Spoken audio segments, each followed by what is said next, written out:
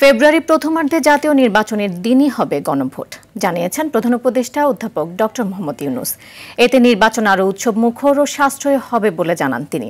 একই দিনে জাতীয় নির্বাচন ও গণভোট হলে সংস্কারের লক্ষ্য কোনোভাবেই বাধাগ্রস্ত হবে না বলেও জানিয়েছেন প্রধান উপদেষ্টা। জুলাই জাতীয় সনদ গেজেট নোটিফিকেশনের পর্যায়ে পৌঁছে গেছে বলেও জানান তিনি। জাতির উদ্দেশ্যে দেওয়া ভাষণে এসব কথা বলেন প্রধান উপদেষ্টা। মাইদুর রহমান রুবেলের রিপোর্টে থাকছে এরই বিস্তারিত। গণভোট জাতীয় নির্বাচনের আগে নাকি একই দিনে, এমন প্রশ্ন যখন রাজনীতির মাঠে, তখন বিষয়টি পরিষ্কার করলেন খোদ অন্তর্বর্তী সরকারের প্রধান উপদেষ্টা। নির্বাচনের উৎসবকে আরো বাড়িয়ে দিতে একই দিনে গণভোটের কথা জানান তিনি। আমরা সকল বিষয় বিবেচনা করে সিদ্ধান্ত নিয়েছি যে আগামী জাতীয় সংসদ নির্বাচনের দিনেই গণভোটের আয়োজন করা হবে। জাতীয় নির্বাচনের মতো ভোটও ফেব্রুয়ারির প্রথমার্ধে একই দিনে অনুষ্ঠিত হবে। এতে সংস্কারের লক্ষ্য কোনোভাবে বাধাগ্রস্ত হবে না। নির্বাচন আরও উৎসবমুখর ও সাশ্রয়ী হবে।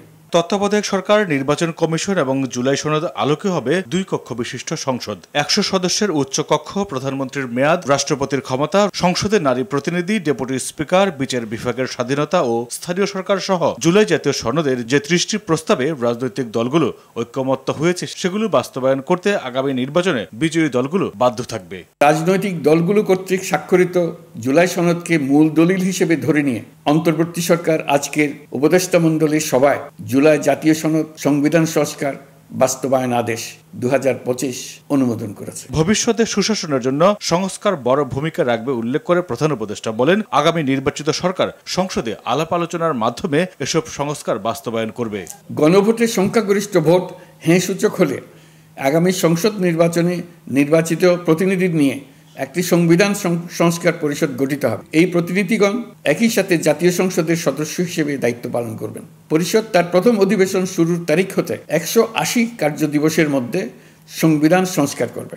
জুলাই গণ অভ্যুত্থানকালে তৎকালীন ফ্যাসিবাদী সরকারের নির্দেশে সংগঠিত হত্যাকাণ্ডের বিচারের প্রথম রায় আন্তর্জাতিক অপরাধ ট্রাইব্যুনাল শিগগিরই দিতে যাচ্ছে বলে জানান প্রধান উপদেষ্টা। তৎকালীন ফ্যাসিস্ট সরকারের নির্দেশে সংগঠিত হত্যাকাণ্ডের বিচার কাজ এগিয়ে নিয়ে যাচ্ছে। এই বিচারের উদ্দেশ্যে গঠিত আন্তর্জাতিক অপরাধ ট্রাইব্যুনাল তাদের প্রথম রায় শিগগিরই দিতে যাচ্ছে।